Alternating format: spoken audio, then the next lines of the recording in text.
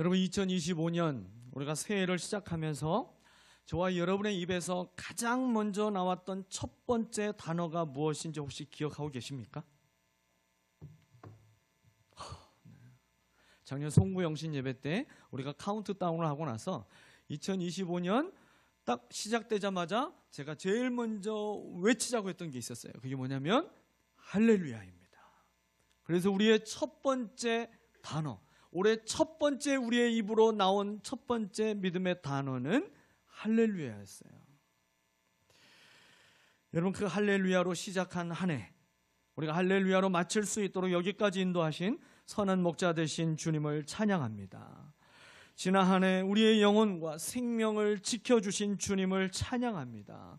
삶의 문제와 고난 속에서도 우리에게 인내를 배울 수 있도록 은혜를 베푸신 주님을 찬양합니다. 실수와 또 실패를 통해서 하나님을 의지하는 겸손을 배우게 하신 그 주님을 찬양합니다. 믿음이 연약해서 때로는 쓰러지고 또 지쳐 넘어지기도 할 때도 있었지만, 그러나 올 한 해 우리 모두가 다 믿음의 경주를 완주할 수 있도록 동행하셔서 우리를 도우신 성령 하나님을 찬양하시기를 바랍니다. 우리 함께 같이 고백했으면 좋겠어요. 할렐루야! 할렐루야! 옆 사람을 향해서도 힘있게 선포해 주십시오. 할렐루야! 아멘. 오늘 우리는 아주 특별한 시간의 경계선에 이제 서 있게 됩니다.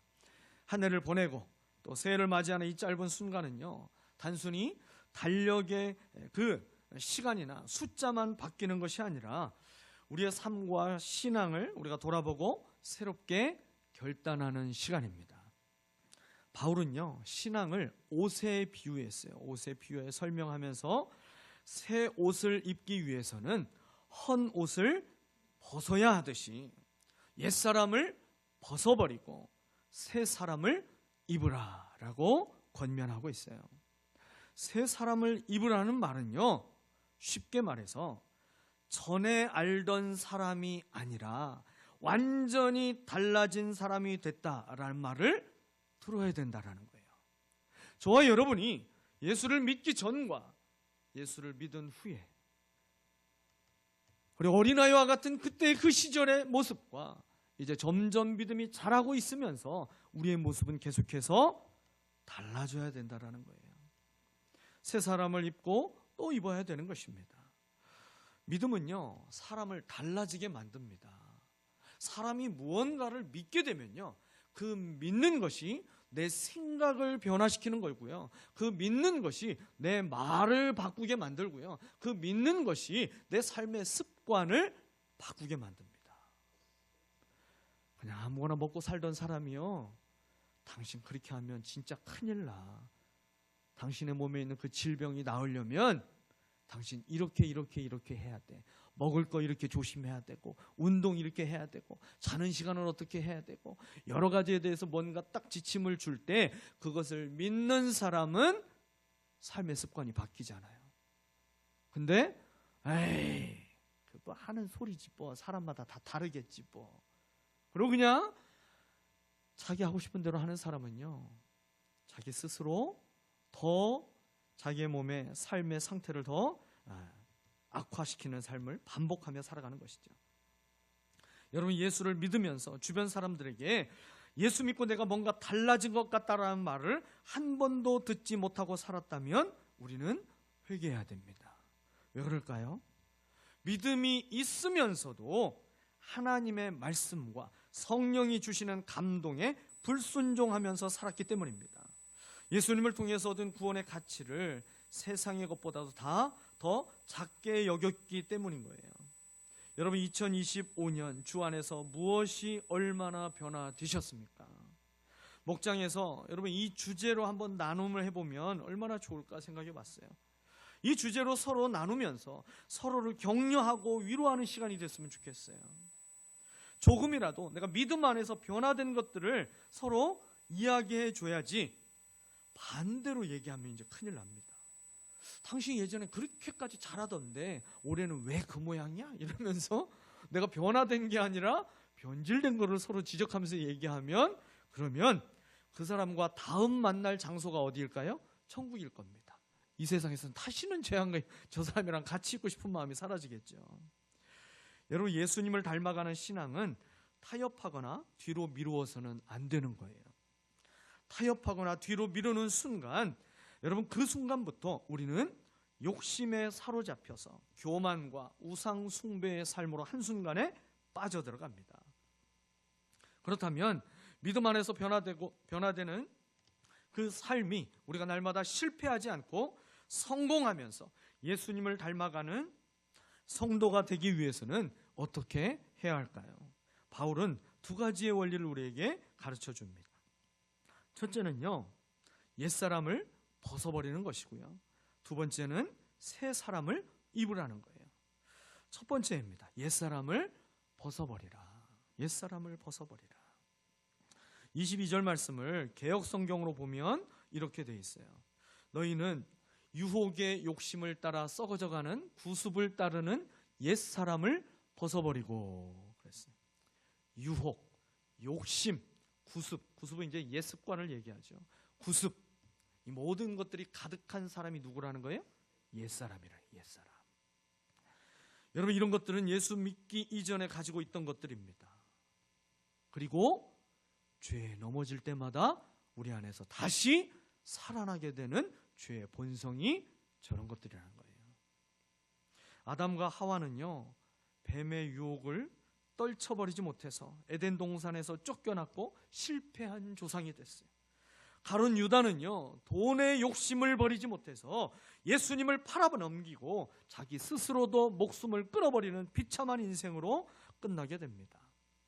예전에 대도였던 조세영이라는 사람을 아시죠? 그 사람에 대한 뉴스를 많이 들으셨을 거예요. 그 사람이 그 도둑질을 하다가 나중에 감옥살이를, 그 형살이를 다 마치고 나서 나중에 나왔어요. 근데 그분이 감옥에 있다가 예수님 믿고 막 돌아다니면서 간증도 한 사람이에요.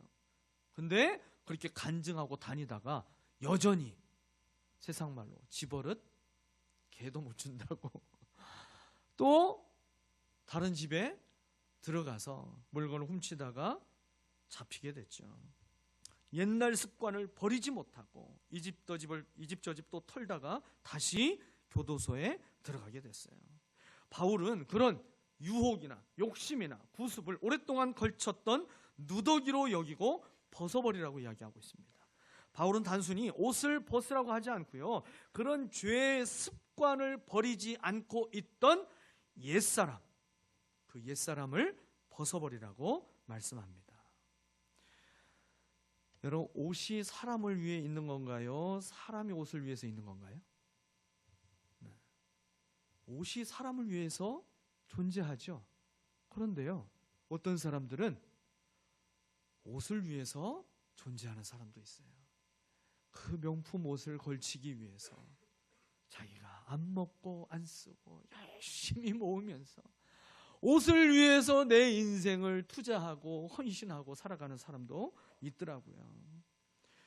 여러분, 최고급 옷을 입어보지만 겉에 우리의 겉사람은 뭔가 그럴듯해 보일지라도 보이지 않는 속사람은요, 이 죄 문제가 해결되지 않으면 추하고 악취가 나는 사람이 될 수밖에 없는 거예요.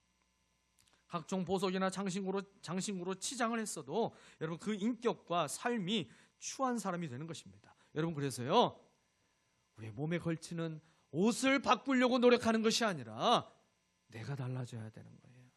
사람이 변해야 되는 것입니다. 여러분, 새해를 맞이하기 전 올해 벗어버려야 할 옛 것들을 전부 벗어버리시기를 바랍니다.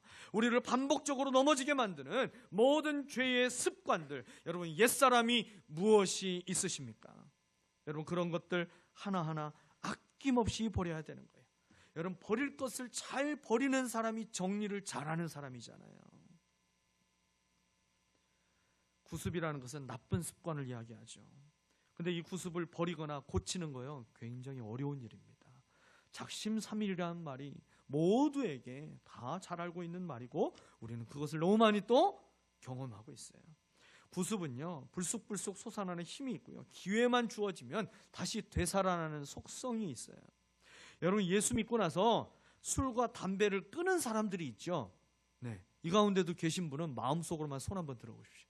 네.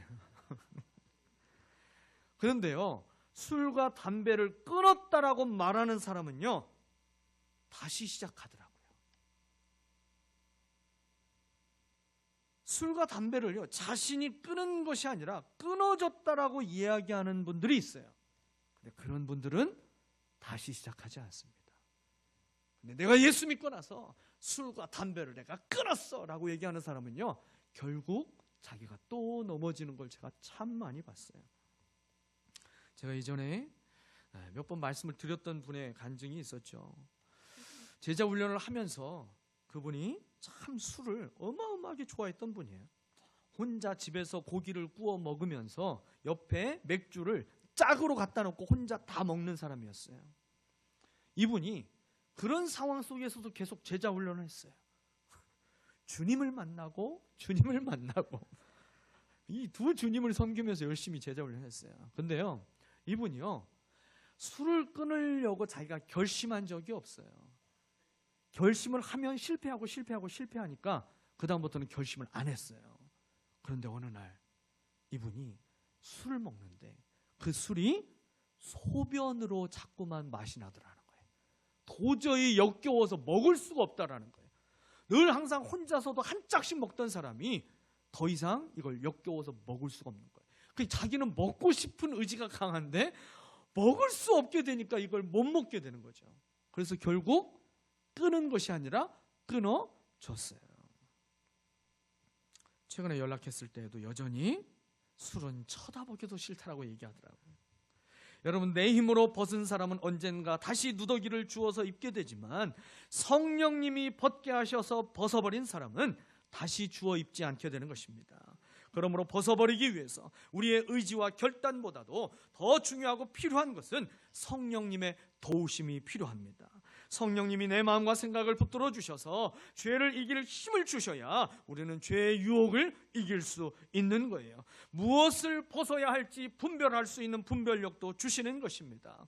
옛사람을 벗어버리지 못하도록 만드는 악한 사단이 여러분의 영혼과 삶을 붙잡지 못하도록 여러분 성령의 온전히 사로잡히시기를 사모하시기를 바랍니다. 성령 충만을 날마다 사모하고 날마다 성령 충만을 구하시기를 바랍니다. 여러분, 잔뜩 껴입은 죄의 옷들이 전부 벗겨지고 주님의 보혈로 깨끗하게 씻겨지는 은혜가 여러분 모두에게 임하시기를 예수 그리스도의 이름으로 축원합니다. 두 번째는 새 사람을 입으라라고 했어요. 우리가 이 모든 것을 전부 다 벗게 하신 이유는 입히기 위해서인 거죠. 새 사람을 입으라고 말씀했어요. 본문 23절 24절 마음의 영을 새롭게 하여 하나님의 형상을 따라 참 의로움과 참 거룩함으로 지으심을 받은 새 사람을 입으십시오. 새 사람이 되는 조건, 여러분 새 사람이 입는 옷의 재료를 밝히고 있어요. 마음의 영이 새로워져야 된다고 그랬어요. 육체는 겉사람이고요, 마음의 영, 이 심령은 우리의 속사람을 이야기하는 거예요. 그러니까 이 새 사람이라는 것은요, 그저 겉모습이 달라지고 멋진 옷이나 그저 우리의 이름이 달라지거나 뭐 이렇다라고 해서 내가 새 사람이 되는 것이 아니라 영혼이 새로워져야 되는 거예요. 새 사람이 되어야 되는 것입니다. 요한복음 3장에서는요, 이 새 사람이 되는 것을 무엇으로 설명하냐면 거듭나는 것으로 설명하고 있어요.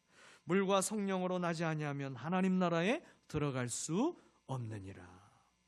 새 사람은 곧 구원받은 사람들을 그래서 의미하는 것이고요, 우리가 구원받았다라고 하는 것은 내 영혼 가운데 내 힘으로 내 능력으로 해결할 수 없었던 그 모든 악하고 추하고 더러운 죄가 예수 그리스도를 통하여서 깨끗하게 해결함을 받는 것, 여러분 그것이 하나님이 우리에게 주시는 그 구원의 은혜를 받은 사람입니다.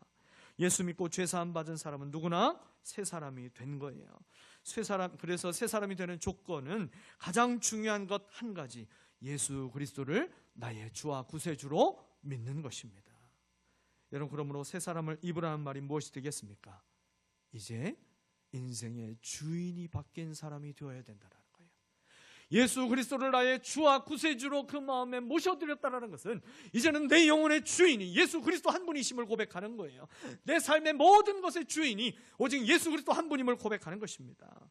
사랑하는 여러분, 그 주님의 은혜로 우리가 날마다 새 사람을 입어야 돼요. 그런데요, 그 새 사람을 입었어도 끊임없이 우리에게 계속해서 옛사람이 되살아나도록 만드는 것이 있어요. 그게 뭐냐면 죄라는 겁니다. 죄.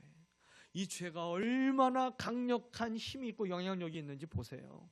에덴 동산에 있었던 그 아담과 하와도 이 죄로 인해서 넘어지게 됩니다. 하나님이 직접 손으로 만드신 존재예요. 그리고 그 모든 환경이 하나님만 예배하며 살아가는데 조금도 부족함이 느껴지지 않는 그 환경이었어요. 그럼에도 불구하고 그런 환경 속에서 살고 있어도 죄가 한번 들어와서 넘어지게 만들면 옛사람으로 살아가는 삶의 모습이 나타나게 되는 거예요. 그래서 우리는요, 끊임없이 이 죄로 말미암아 옛사람이 내 안에서 다시 살아나고 살아날 때마다 하나님께서 우리에게 말씀하셨던 그 새 사람을 다시 덧입을 수 있도록, 그 새 사람으로 다시 입혀질 수 있도록 하나님 앞에 나아가야 되는 것입니다. 여러분, 탕자가 다시 아버지의 아들이 됐던 것을 우리는 잘 알고 있어요. 어떻게 그가 다시 아버지의 아들이 됩니까? 똑같은 존재이지만 그가 자기가 주인이 되어서 탕자가 되었다가 다시 아버지의 아들이 될 때 첫 번째 그에게 어떤 일이 일어났어요? 깨달음의 시간이 있었잖아요. 자기가 하나님 앞에, 자기가 아버지 앞에 큰 죄를 얻었다라는 것을 그가 깨닫게 됩니다. 지금 내 삶에 있는 모든 고난과 고통의 원인이 자기가 주인이 되어서 죄로 가득했기 때문에 이 모든 삶의 고난이 찾아왔다라는 것을 깨달았어요. 두 번째가 그 깨닫고 나서 몸을 돌이켜서 아버지께 돌아오게 됩니다. 세 번째는 그 아버지께 돌아와서 고백하게 되잖아요. 내가 아버지의 아들이라 일컬음을 받기를 감당할 수 없습니다. 이 죄인을 그냥 종으로만 받아주세요. 그 말 하려고 했잖아요. 그렇게 모든 자기의 죄를 고백하고 마지막 네 번째가 그 고백 이후에 새로운 신분을 보장을 받게 되었잖아요. 여러분, 이 모든 과정, 탕자 스스로의 힘과 능력과 결단으로 이루어진 것은 사실은 없어요. 그 모든 과정 속에 역사하신 것이 전부 성령이십니다. 성령께서 역사하셔서 죄를 깨닫게 하실 때마다 죄에서 돌이켜서 하나님 아버지께 나와야 되는 것입니다. 그리고 주님께 우리의 모든 죄를 자백하면 하나님은 모든 죄를 용서하시고 우리를 모든 불의에서 깨끗하게 만들어 주십니다. 그리고 성령으로 충만한 새 사람이 되어서 우리의 가정을 변화시키시고 세상을 변화시키는 하나님의 사람으로 살게 하실 줄 믿습니다.